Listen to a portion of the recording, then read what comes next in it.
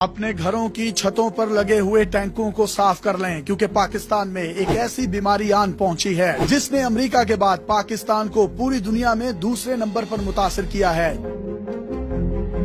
ये एक ऐसी बीमारी है जिसमें इंसान के दिमाग में पानी के जरिए एक जरसूमा दाखिल होता है और वो इंसान के दिमाग को खाने लगता है, जिससे इंसान की आहिस्ता आहिस्ता मौत होने लगती है।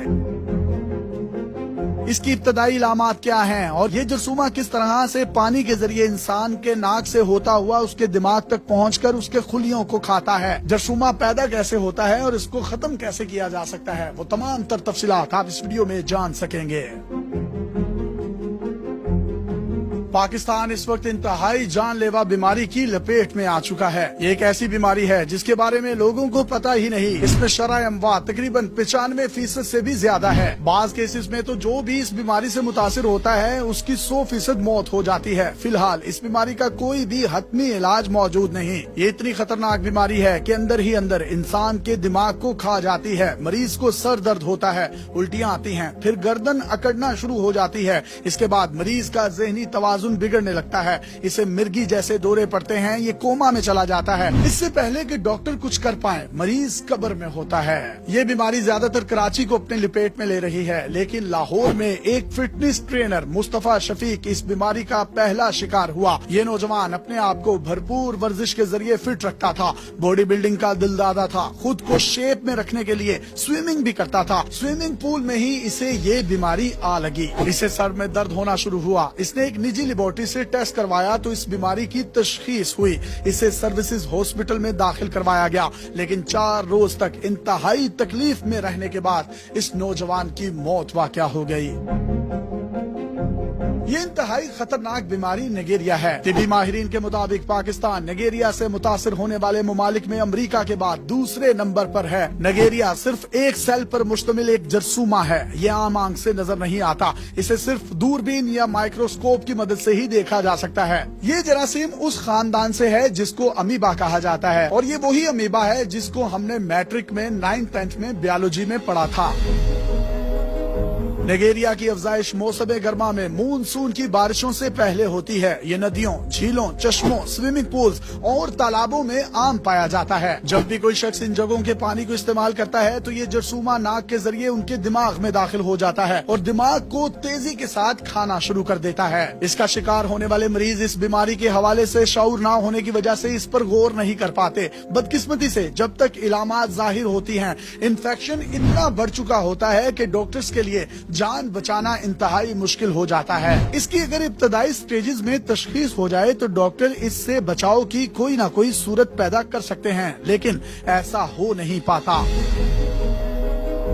हर साल पाकिस्तान के दीगर बड़े शहरों की निस्बत निगेरिया के केसेस की अक्सरियत कराची से रिपोर्ट होती है। ये पहली बार हुआ है कि लाहौर में इसका कोई केस रिपोर्ट हुआ है। कराची में ये केसेस इसलिए रिपोर्ट होते हैं कि वहाँ लोगों में इस बीमारी से रिलेटेड कुछ न कुछ आगाही और शऊर मौजूद है। वहाँ तिबी अमले को भी निगेरिया के हवाले से शऊर है और वो दीगर टेस्टों के साथ साथ निगेरिया का टेस्ट भी करते रहते हैं। माहिरीन का कहना है कि कराची पाकिस्तान का सबसे बड़ा शहर है और इसकी आबादी दूसरे शहरों से कई गुना ज्यादा है। वहाँ की आधी से ज्यादा आबादी को तकरीबन नल का पानी नहीं मिलता। लोग अपने इस्तेमाल के लिए टैंकर का पानी खरीदते हैं। ये पानी नहरों और डैमों से सप्लाई किया जाता है। इस पानी को ठीक तरीके से साफ नहीं किया जाता, बल्कि ऐसे ही घरों में सप्लाई कर दिया जाता है, जिसकी वजह से निगेरिया का घरों तक पहुंचने का खतरा कई हद तक बढ़ जाता है।